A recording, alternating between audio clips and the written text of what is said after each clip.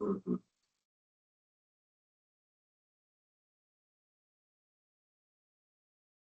Hæ, heyrið mér?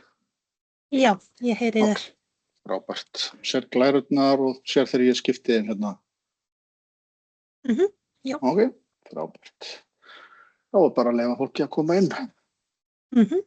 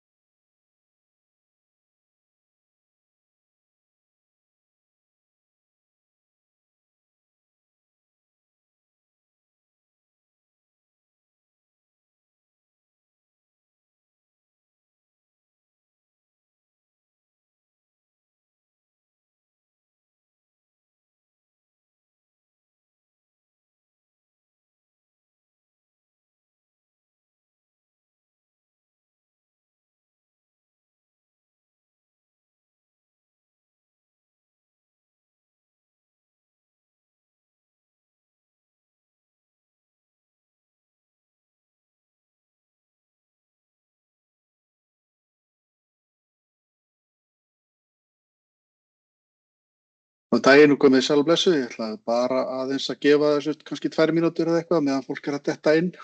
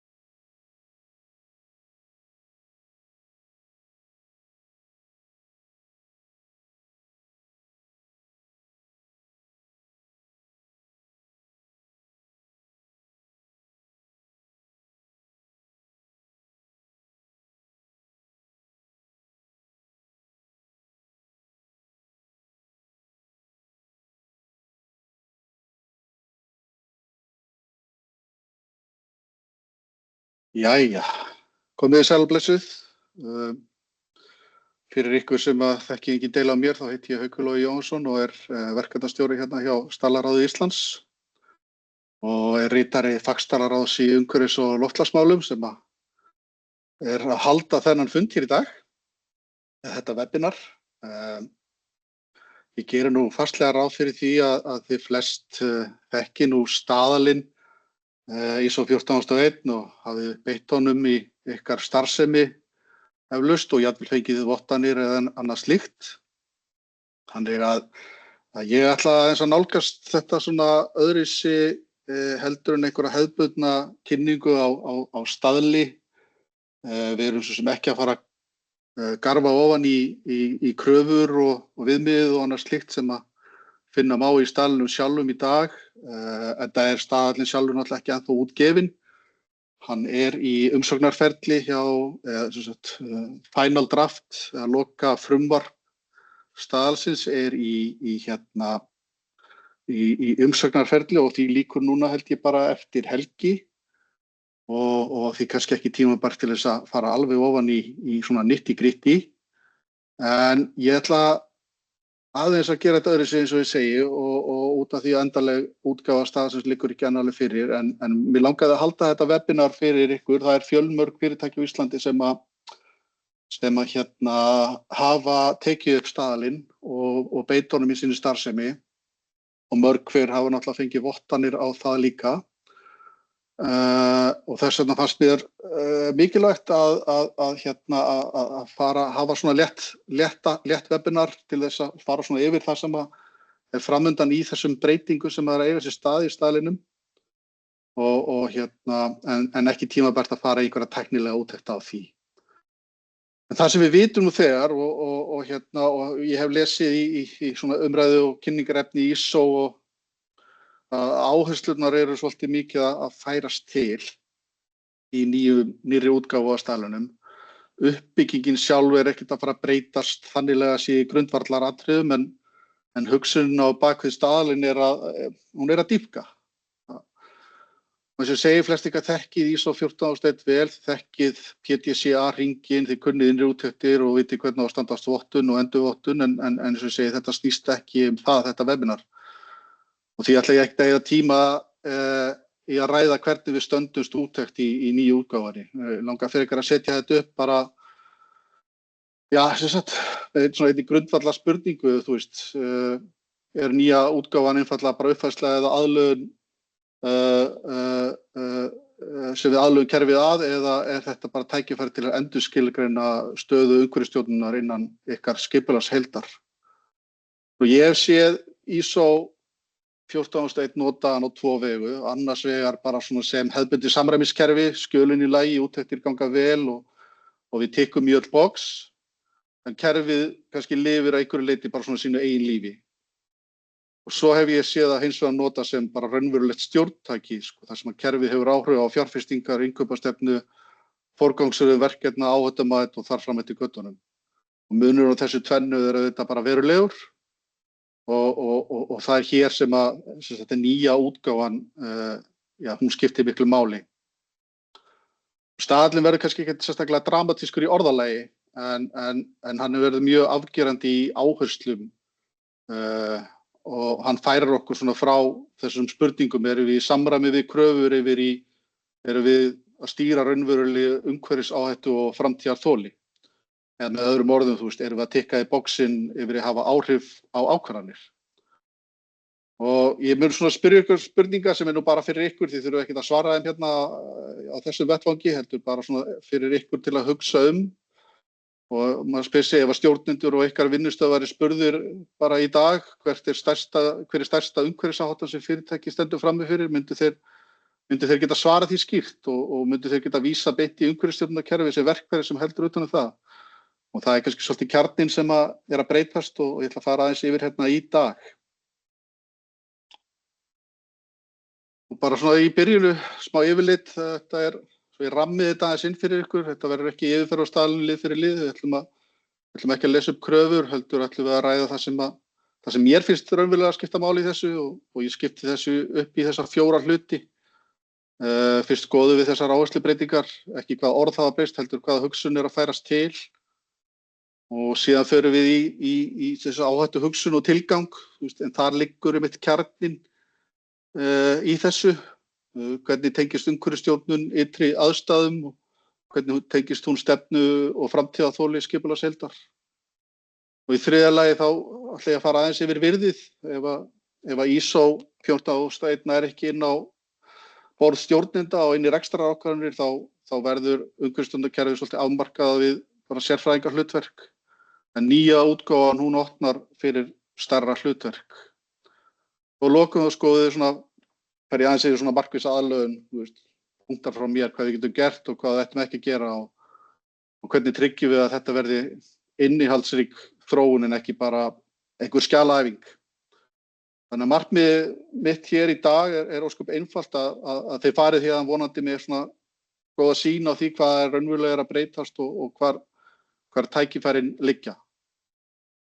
Hendum okkur þá bara beint inn í þetta og við stígum kannski aðeins tilbaka og spyrjum þá af hverju staðallinn er uppfærður núna.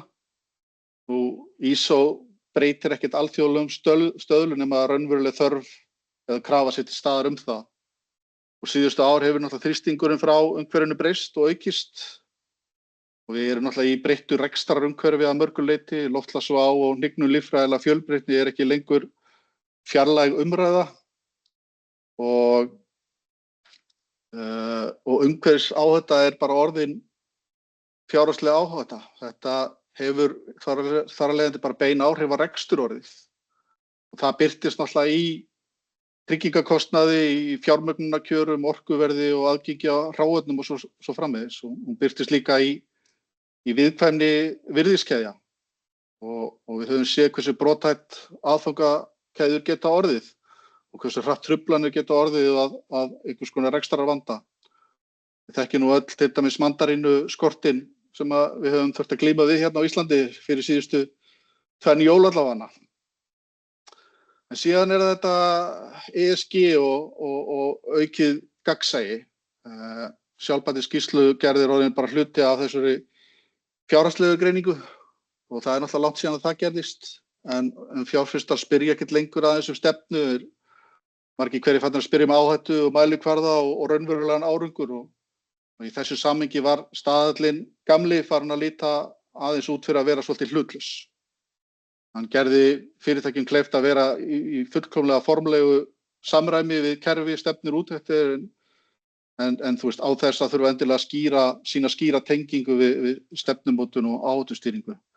Og nýja útgáfan er svolítið viðbragð við þessu og hún styrkir þessar kröfu að greina ytri aðstæður með meiri dýpt heldur en er gert í gamla staðlunum, tengja umhverfisstjórnun við heildar áhættustýringu og sýna fram á raunverulegan og mælanlegan árangur og lokum samþætta kerfið betur stefnumótun og stjórnun. Þannig að þetta er ekki bara tæknileg uppfærsla, þetta er bara viðbragð við breyttum heimi og breyttum væntingum í raun og veru. Og ég tel að við ættum að lesa nýja staðalinn í því ljósi. Nú við vindum okkur í þennan kafla sem þá tilgangur skipulagsheildar sem er að mínum mati bara eitt svo mikilvægast í allri uppfærslunni. Því við ættum að tala þessa útgáfu staðalsins af fullri alvöru, þá þurfum við að tala tilgang og ekki bara tilgang staðalsins, heldur líka bara tilgang skipulagsheildarinnar. ISO 14001 hefur lengi verið notaður sem samræmiskerfi og það er ekkert að því, það er í fullkomnu lagi, en nýja áherslan, hún gengur lengra og spurningin er ekki lengur bara kerfið í samræmi við stefnu, spurningin frekar er kerfið hluti af stefnu. Og þarna liggur munurinn á samræmi og stefnumótandi samþættingu. Flest fyrirtæki tala langtíma verðmætasköpun, stöðugleika og traust og ábyrgð.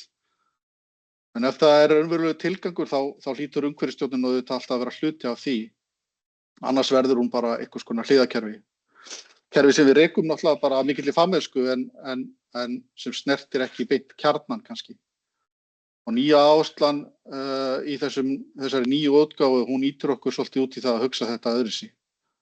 Og umhverfisstjórnin sem bara hluta af verðmætasköpun, ekki sem kostnað eða formsatriði heldur þátt í því hvernig fyrirtæki skapar og verndar verðmæti. Og þá breytist líka staða áhættunar. Umhverfisáhætta er ekki lengur bara einhver sértækur undirliður, hún þarf að vera hluti af þessari heildar áhættumynd og sama samtal og fer fram fjárhagslega og rekstrarlega og stefnumótandi áhættu í raun og veru. Þegar við erum að tala árangur í þessu samhengi þá erum við ekki bara að tala mælikvarða, við erum að tala framtíðarþol og annað slíkt. Eykur þetta viðnámsþrótt skipulagsheildarinnar og dregur þetta úr áhættu sem getur ógnað verðmætasköpun og svo framvegis. Og svo er það forystan. Þetta er ekki lengur eingöngu bara verkefni umhverfisstjóra eins og hefur kannski verið mjög algengt í gegnum tíðina. Kröfurnar þátttöku og ábyrgð æðstu stjórnenda í nýjum staðli verða mun skýrari. Þannig ég spyr kannski þá, þú veist, hjá ykkur hvernig tengist ISO 14001 tilgangi skipulagsheildarinnar, eitthvað fyrir ykkur til þess að hugsa En ég allan að svari þannig að þá er það allan ekki orðalega í stefnu, heldur í því hvort kerfið hafi áhrif á ákvarðanir, áhættumat og forgangsraðun. Og ef það gerir það, þá er það raunverulega samþætt, en ef ekki, þá er þetta enn bara einhvers konar hliðarkerfi og þar liggur þá þessi raunverulegi munur. Nú, kjarninn í breytingum er áhættumiðuð hugsun. Áhættuhugsunin er svo sem kannski ekki ný í ISO 14001. Það kom alveg sterkt inn í 2015 útgáfunni líka.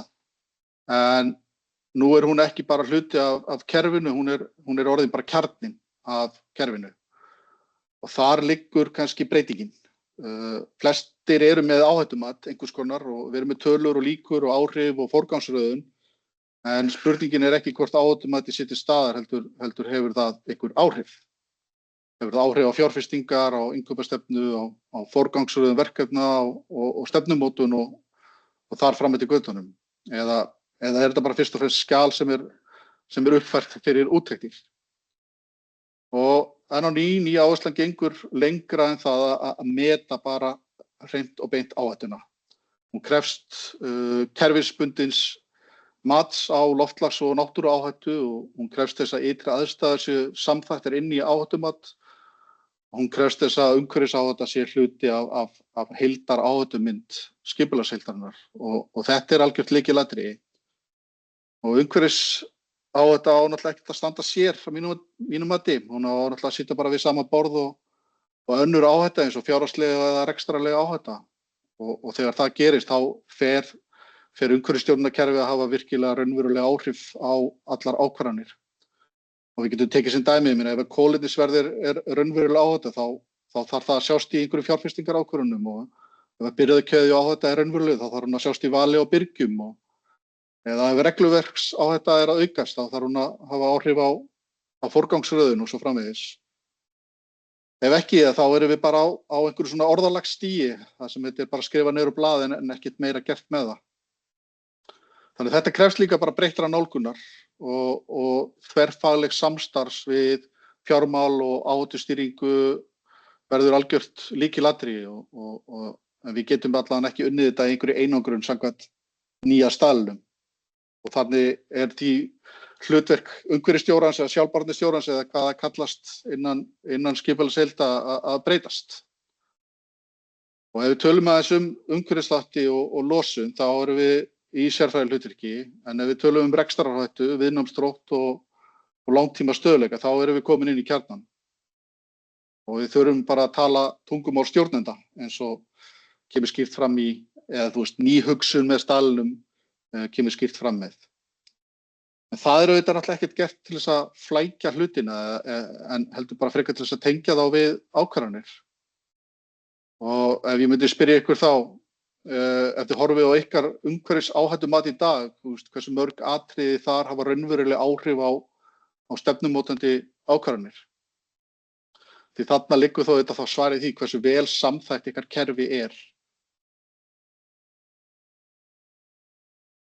Nú, lífsferilshugsun og virðiskeðja, ef við höldum áfram frá áhættuhugsuninni, þá er náttúrulega næsta rökrétta skref þessi lífsferilshugsun og við vitum að hún hefur náttúrulega verið hluti af ISO 14001 alveg eins og áhættumatið, en í framkvæmd hefur hún oft verið kannski túlkuð svolítið þröngt. Við höfum kannski nefnt byrgja og við höfum nefnt notkun og förgun en við höfum ekki alltaf kannski farið mjög djúpt í greininguna. Og ég tek það fram að ég veit náttúrulega ekkert hvernig þið gerir þetta innan ykkar skipulagsheilda, þetta er bara svona almennt sem ég er að tala þetta út frá. Raunin er sú að bara hjá mörgum fyrirtækjum liggja stærstu umhverfisáhrifin ekki innan rekstrar, heldur liggja þau kannski í hráefnum, í birgðakeðjunni, í notkun á vörunni eða í lok lífsferilsins. Og ef að kerfið nær ekki utan þessa heildarmynd þá erum við auðvitað aðeins að stjórna bara hluta af raunverulegri áhættu. Og lífsferilshugsunin þýðir ekki að við framkvæmum einhverja kannski fulla ETSI-greiningu á hverri einustu vöru. Hún þýðir bara fyrst og fremst að við spyrjum bara nokkra markvissra spurninga. Hvar í virðiskeðjunni liggja stærstu áhrifin? Hvar er áhættan mest? Hvaða byrgjar skipta mestu máli og hvernig notkun vörunar hefur áhrif á kolefnisspor eða auðlindanotkun?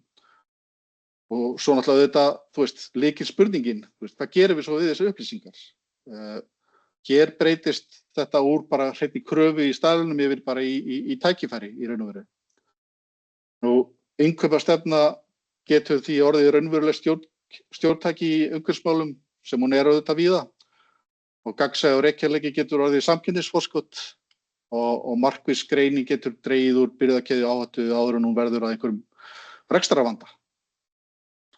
Og fyrirtæki sem skilja virðiskeðjuna sína betur en samkeppnisaðilar eru bara einfaldlega í betur stakk búin að takast á við áskorunir framtíðarinnar.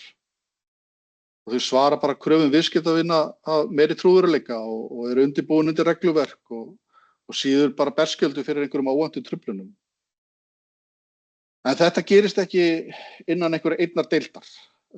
Lífsferilshugsun krefst bara samtals við alla, innkaup, þróun, framleiðslu, fjármál og þar fram eftir götunum. Hún krefst þess að umhverfisstjórnarkerfið verði bara samtalsrammi en ekki eitthvað sérverkefni innan einhverjar einnar sértækar deildar hjá skipulagsheildum. Og ef ég spyr ykkur þá annarra spurningar, liggja stærstu umhverfisáhrifin í ykkar starfsemi innan eigin rekstrar eða utan hans og er kerfið í dag ná utan þann veruleika. Því þarna verður lífsferilshugsunin bara annaðhvort lifandi eða orð á blaði í raun og veru.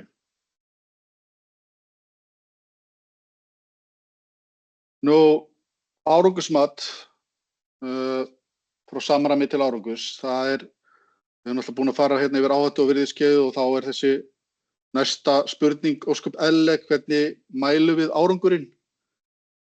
Og fullyrðingar bara einfaldlega duga ekki lengur og ég gæti nú svo sem setið hér í allan dag og tala fullyrðingar sem að halda engu vatni, sem að hefur verið haldið fram hér á landi og náttúrulega út allan heim. Kolefnisjöfnunar fullyrðingar það voru kannski besta dæmið sem að voru hér og eru nú svo sem ekki farin að sjá mikið af því orðið. En það einfaldlega bara ekki nóg að segja lengur að við séum að draga úr losun og það ekki nóg að vera bara markmið á blaði eða nóg að birta einhverja fallega stefnu. Spurningin í þessu þetta bara einföld, getum við sýnt fram árangur með gögnum.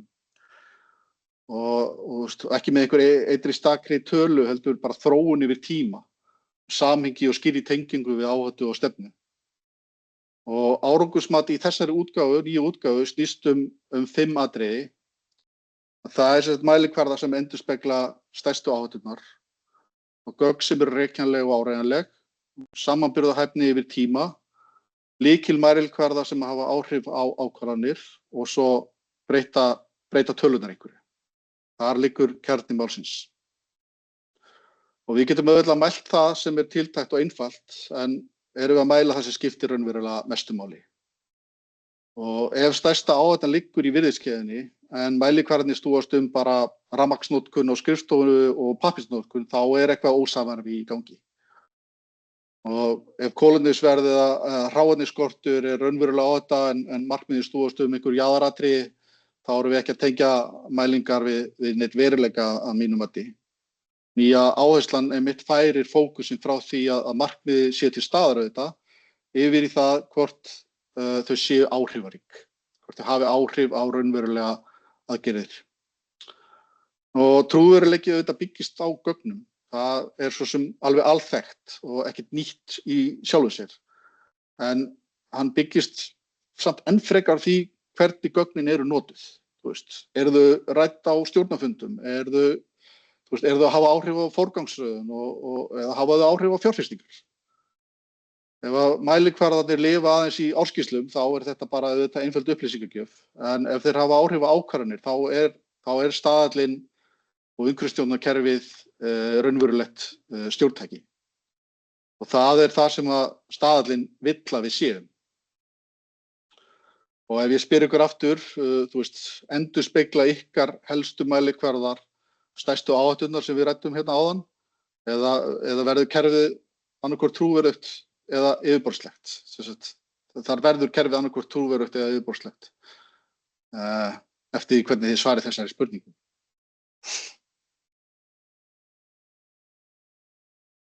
Nú, við erum búin að fara hérna yfir áhættu og virðiskeið og árangursmat og þá náttúrulega bara næsta eðlilega spurning, skilar þetta raunverulegu virði fyrir reksturinn? Og það auðvitað það sem að stjórnendur að horfa á eðlilega. Og ISO 14001 oft upplifað bara sem einhver krafa, sem kostnaður, sem kerfi sem þarf að viðhalda. En rétt nýtt kerfi ekki kostnaður mínu mati, heldur bara fjárfesting. Fjárfesting í stöðugleika, fjárfesting í framtíðarþoli og þar fram eftir götunum.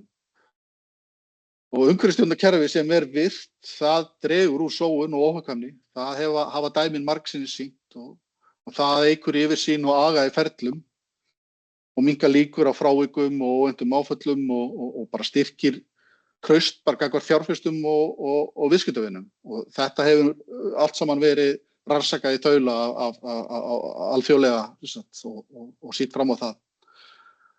En það kannski mikilvægast í þessu öllu og það minnkar líka óvissu. Stjórnendur náttúrulega bara hugsa fyrst og fremst áhættu og stöðugleika og það auðvitað þeirra hlutverk. En ef umhverfisstjórnarkerfi hjálpar þeim að skilja og stýra umhverfisáhættu, þá það ekki neitt lengur eitthvað sértækt umhverfiskerfi, heldur það bara hluti af rekstrarstjórn. Og enn og aftur, það þangað sem að nýji staðallinn að færa okkur. Og þess vegna kannski spurningin ekki, erum við með ISO 14001, heldur nýtum við staðallinn sem stjórntæki. Og ef hann hluti af samtali bara sem dæmi fjárfestingar eða val á byrgjum eða í einhvers konar langtíma stefnumörkun, þá hefur kerfið áhrif á ákvarðanir. Það breytist stöðu þess innan fyrirtækisins og það hættir að vera þetta hliðarkerfi yfir að vera hluti af kjarnanum. Og þar liggur náttúrulega raunverulegt virði og að ég spyr ykkur einu sinni, þið þurftu að útskýra fyrir stjórnenduteymi ykkar hvaða rekstrarlegt virði ISO 14001 skilar. Geturðu gert það á 2 mínútum?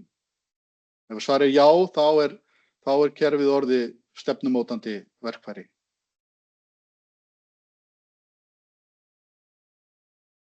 Við erum búin að fara yfir virði fyrir rekstur og þá er næsta bara eðlilega skref að horfa á þetta stærra samhengi. Mörg fyrirtæki í dag vinna með einhvers konar ESG-ramma og það er þessi sjálfbærniskýrslugerð sem er orðin hluti að bara daglegum veruleika hjá ansi mörgum og kröfur gagnsæi og reykjarleika er að auka stöðugt og spurningin er þá, hver er innviðurinn undir þeirri vinnu hjá skipulagshaldum. Ef ESG-vinnan er rekin sem eitthvað aðskilið verkefni með sértækum mælikvörðum og sértækum skýrslum og einhverjum dreifðum ferlum, þá verður hún kannski brotakennd.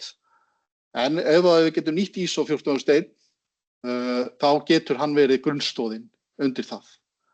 Og staðallinn náttúrulega, eins og hann kemur út núna í vor, þá mun staðallinn veita kerfisbundinn ramma fyrir umhverfisþætti ESG. Hann mun skapa aga í gagnasöfnun og skilgreina ábyrgð og tryggja rekjanleika og samkvæmni yfir tíma og það er algjört lykilatriði. ESG snýst ekki náttúrulega bara einhverja yfirlýsingar, eða á ekki að gera það, heldur framkvæmd og ISO 14001 getur verið þessi brúin milli stefnu og einhverja daglegra ferla og milli markmiða og mælikvarða og svo sjálfbærni skýrsla og einhver raunverulegra ákvarðana. Þetta gerist ekki sjálfkrafa.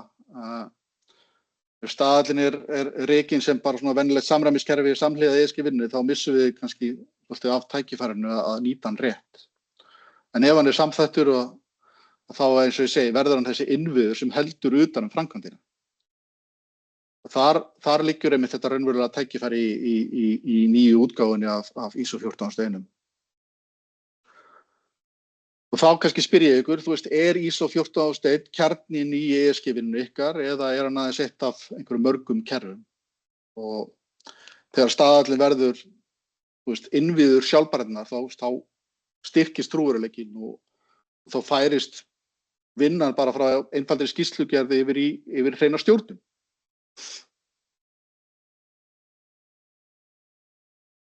Og áður en ég fer kannski aðeins að tala aðlögunina og annað slíkt, þá er kannski mikilvægt að staldra við stöðuna. Það er reynslan bæði hér heima og erlendis sýnir að veikleikar birtast oft á svipuðum stöðum.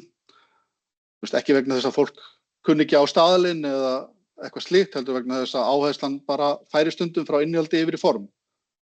Og fyrsti veikleikinn er kannski of almennt áhættumat. Við erum með lista, við erum með líkur og áhrif en áhættan er kannski ekki nægilega skýr, ekki nægilega vel forgangsraðað og hefur takmörkuð áhrif á ákvarðanir.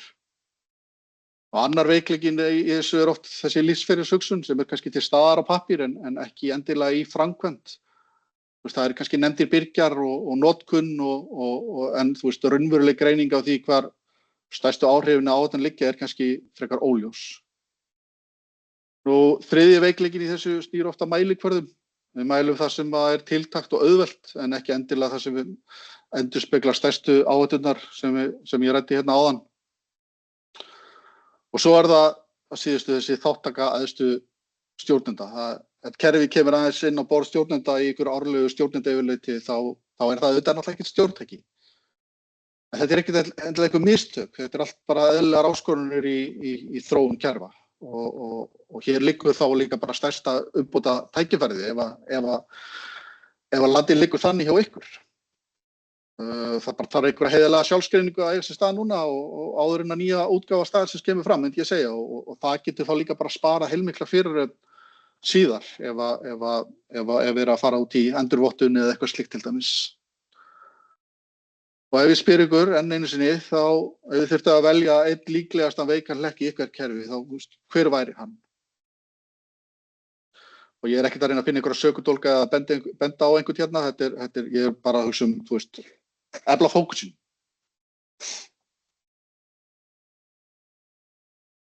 Og svo það hérna aðlögunin að þessum breytta veruleika sem að nýju staðallinn náttúrulega að koma fram með að við tölum hérna bara framkvæmd, bara svona frá mér komið, það auðvitað að fara hér með einhverja ágæta yfirsýn eða innsýn í þetta en það skiptir þetta bara mestu máli hvað gerist næst og aðlögun að nýju útgáfunni þarf bara að vera markviss ef að fólk ætlar að viðhalda sínu umhverfisstjórnarkerfi samkvæmt ISO 14001.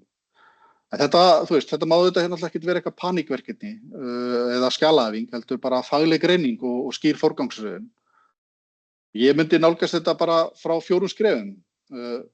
Fyrsta skrefið náttúrulega bara að endurskoða samhengi, ekki bara uppfæra texta, heldur bara spyrja sig að fullri alvöru, hvað hefur breyst í ytri aðstæðum og hvernig hefur regluverk þróast og hefur áhættumyndunin breyst eða við þrýstingu frá markaði eða fjárfestum aukist og svo framvegis. Samhengisgreiningin hérna bara grunnurinn og ef hún veik þá verður allt annað frekar yfirborðslegt. Annað skrefið bara styrkja og forgangsraða áhættumati, ekki til þess að gera það flóknara, heldur bara til þess að gera það skýrara. Eru stærstu áhætturnar skýrt skilgreindar, eru þær með forgangsraða og trúverðugan hátt, eru þær tengdar ábyrgð og aðgerðum. Áhættumat sem breytir engu náttúrulega ekkert stjórntæki. Og þriðja skrefið þetta bara endurmeta markmið og lykilmælikvarða. Endurspegla þau raunverulega áhættu eða þetta bara arfleið frá öðrum tíma og ef stærstu áhrifin liggja í virðiskeini þá þarf það auðvitað að sjást í einhverjum markmiðum og ef að kolefnisáhætta raunveruleg þá þarf það að birtast í mælikvörðum og annað slíkt. Fjórða skrefið það bara taka samtal við vottunaraðila snemma ef hugmyndin að fá vottun á umhverfisstjórnarkerfi sitt þá bara að gera að hefja það samtal bara fljótlega, ekki bíða bara þangað til að úttektin komin á dagskrá, bara ræða nálgun, ræða túlkun og tryggja bara sameiginlegan skilning og það spara tíma og dregur úr óvissu síðar. Og eitt sem ég vil kannski leggja sérstaklega áherslu á, byrjið á innihaldinu, ekki skjölunum. Ef við byrjum að uppfæra handbókina áður en við höfum rætt áhættuna, þá byrjum við á röngum enda. Skjöl ekki að endurspegla hugsunina, heldur skjöl eiga að endurspegla hugsunina en ekki búa hana til og það þarf ekki að vera flókið, þetta bara þarf að vera heiðarlegt og markvisst. Þannig þá bara hvað það sem við getum gert núna, staðallinn ég enda þetta kannski hérna á svolítið hagnýtum nótum. Staðallinn liggur ekkert endilega fyrir ennþá, en það þýðir ekki að við getum ekki hafið undirbúning og þá náttúrulega þessi spurning, hvað getum við gert núna? Og ég myndi segja að fyrsta skrefið var bara að kalla saman lykilaðila og þá ég ekki að hugsa bara umhverfisteymið, því staðallinn að fara að horfa miklu víðar heldur en það. Heldur bara fulltrúa frá rekstri, innkaupum og mögulegt frá fjármálum og jafnvel bara að fá forstjórinn að borðinu. Og þá ég ekki að tala að fara yfir staðallinn, heldur bara til þess að ræða þessa breyttu áherslur og áhættumynd. Og síðan bara að meta stöðuna að hreinskilni, hvar stöndum við í dag og hvað erum við að gera vel og hvar liggur stærsta bilið á milli gamla kerfisins og gamla staðalsins og svo yfir í nýja staðalinn. Og það þarf ekkert endilega að greina allt í einu, bara finna þessa stærstu veikustu hlekki og þar fram eftir götunum. Þriðja skrefið bara að undirbúa skýra áætlun, ekki 200 blaðsíður, heldur bara einhvern einfaldar ramma. Hvað við ættum að styrkja, hver ber ábyrgð, hvenær tökum við næstu skref og svo eitt mikilvægt atriði, það þarf ekki að vera stórt umbreytingaverkefni. Þetta getur verið lítið umbreytingaverkefni. En það þarf bara að vera meðvitað og undirbúningur náttúrulega bara merki góða forystu og að bíða eftir næstu úttekt og sjá hvað kemur upp ekki stefnumótun.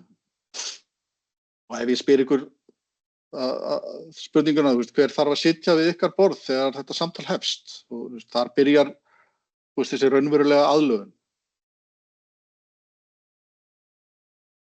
Nú langar bara að enda þetta stutta webinar mitt hérna á það sem ég tel bara að vera hérna kjarna málsins líka að nýja útgáfa af ISO 14001 snýst ekki fyrst og fremst orðalag, þetta snýst bara breyttar bætingar, nýja hugsun og þar með breytt hlutverk og hérna umhverfisstjórar, ég nota orðið umhverfisstjóri, þetta geti heitið eitthvað annað, þeir sem starfa sem umhverfisstjórar verða ekki lengur bara einhver umsjónaraðilar kerfis, þetta og verða ekki bara þau sem halda utan um skjöl, úttektir og frávik. Það ákveðin, við sitjum á ákveðnum krossgötum hérna og við sjáum gögnin, við greinum áhættuna og við fylgjumst með þróun í regluverki og kröfum markaðarins og spurningin hvort við nýtum þá stöðu.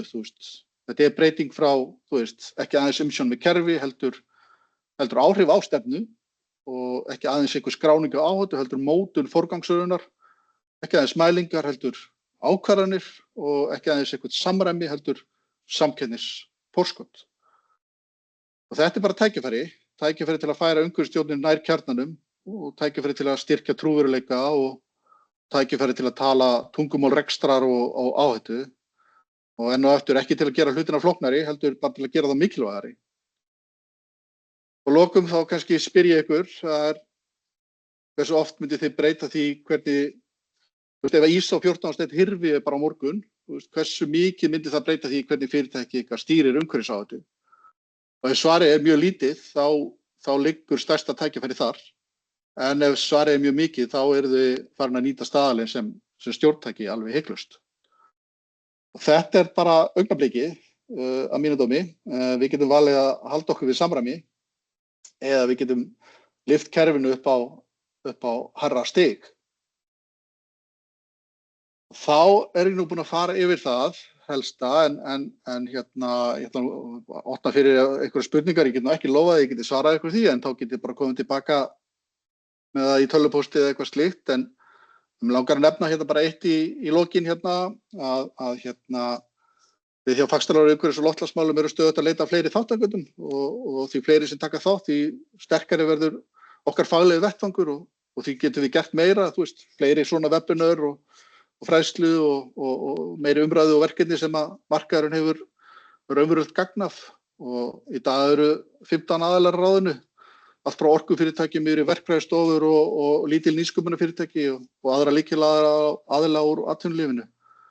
Það rosalega breið og öflug samsending en það alltaf pláss fyrir fleiri sjónarmið og meiri kraft og ef ykkur hefur á að taka þátt og vita meira þá bara endilega setjið ykkur í samband, tölvupósturinn minn þarna á glærunni. En ég vona bara að þið farið hér með eitthvað sem nýtist ykkur í þessu sem framundan hvort sem þið eru að undirbúa endurvottun samkvæmt nýrri útgáfu eða fara að stíga ykkur fyrstu skref í umhverfisstjórnun, þá skiptir bara mestu máli að taka umræðuna áfram innan ykkar skipulagsheildar og já, þar nú það. Eitt sem ég get kannski nefnt líka að við hér á Íslandi höfum rekið margar spegilnefndir fyrir staðla sem að koma frá ISO og evrópsku staðlasamtökunum og víðar en við erum ekki með neina spegilnefnd sem að fylgist með þróun innan ISO 14001 og ég hef mikið áhuga á að stofna slíka spegilnefnd. Það væri mjög gott ef að fleiri myndu vilja vera með í því og spegilnefnd bara þess eðlis að hún fylgist með tækninefndinni úti á ISO og eftir efnum tekur þátt í þeirri vinnu, getur farið á fundi og annað slíkt hjá tækninefndinni sem að vinna með eins og ISO 14001 og ef einhver hefur áhuga á að stofna slíka spegilnefnd með mér þá bara endilega setja ykkur í samband. En annars bara takk fyrir mig, þetta var ekki lengra í dag, 40 mínútur, ég held að ég hafi ekki vonandi svæft ykkur öll hérna eins og ég gerði með börnin mín í gær þegar ég var að pröfukeyra þetta á þeim. Ég geti ímyndað ykkur hvað áhuginn var mikill þar. En ég vona að þið hafi haft meira gagn og gaman af þessu heldur en þau. En ef það einhverjar spurningar, þá ég alveg til í að reyna að svara þeim hér og nú. Bara réttið upp hönd og spyrjið ef þið hafið eitthvað.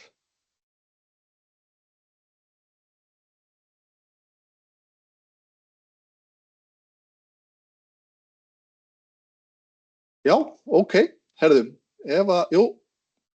kollegi minn, hún Ástrós Steingrímsdóttir, hún með hérna eina spurningu. Gjörðu svo vel, Ástrós. Ég kannski misti af því, en var komin eitthvað nákvæm tímasetning fyrir nýju útgáfuna? Nei, það ekki komin nákvæm tímasetning, þetta verður núna á vormánuðu líklegast. Eins og segi, hérna, staðallinn að klára umsagnarferli á final draft eða loka frumvarpi núna. Þannig að þetta við að horfa kannski á apríl-maí, eitthvað svoleiðis. Ef þarf að segja að það hefur ekki komin eitt stórt upp í umsagnarferlinu. Fleiri spurningar? Nei, ok, herðum, ef ekki, þá bara þakka ykkur kærlega fyrir að taka ykkur tíma og koma hérna og hlusta á mig og hérna, og ég segja endilega verið í sambandi ef það eitthvað og hérna síminn og tölvupósturinn alltaf opinn hjá okkur, hjá Staðlaráði, við erum hérna til staðar fyrir markaðinn til þess að hérna gera betur og vera hagkvæm og þar fram eftir göttunum. Og já, Caritas upptaka verður aðgengileg fyrir aðra áhugasama. Ég mun setja hana inn á vefinn okkar á eftir og dreifinu á samfélagsmiðla og slíkt þannig að þið geti dreift því áfram. Herðu, þá bara segi ég takk fyrir í dag og bara njótið helgarinnar.